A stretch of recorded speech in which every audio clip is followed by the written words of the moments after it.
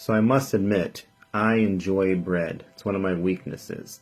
But I don't like it if it's been stale and moldy and obviously got maggots and stuff on it. Yet, as I read through the scriptures in Exodus chapter 16, we see that that's exactly the problem that the Israelites had. See, they're complaining about not having any food, and so God agrees He's going to be sending them manna, and He's going to send them quail. But with the manna especially, they get instructions. It starts out in Exodus 16:16, where we find that the instructions are, each household should gather as much as it needs, pick up 2 quarts for each person in your tent.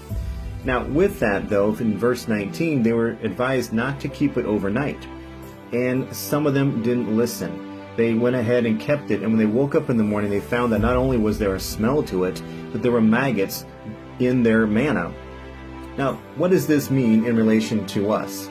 Well, here's my thoughts. With the exception of the Sabbath day, they were only supposed to take what they needed for that day. How is it then that we as believers sometimes feel that going to church and getting ministered to by the pastor or even by God Himself on Sunday is enough for us to last the whole week?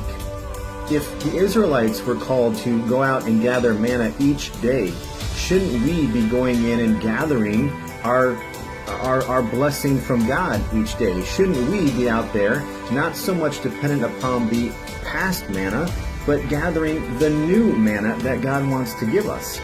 So here's my challenge. Here's my thought here. So every day, God wants to give you new stuff. Why are we content to have past, old, moldy, smelly blessings from God? Why are we so content with this when His whole point is having a relationship with us? Shouldn't we be getting up and gathering, just like the Israelites did, our blessing from God? And with that comes us having to get into a relationship with Him. Not a religion, a relationship. Daily getting up, reading His Word, spending time with Him, making the effort, just like they did, to gather the food. We should be gathering that spiritual food that we know is going to sustain us, that He wants to bless us with.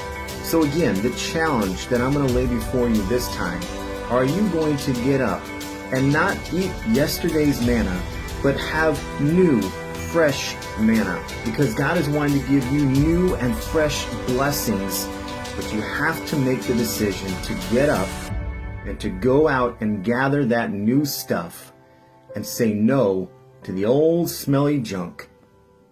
God bless.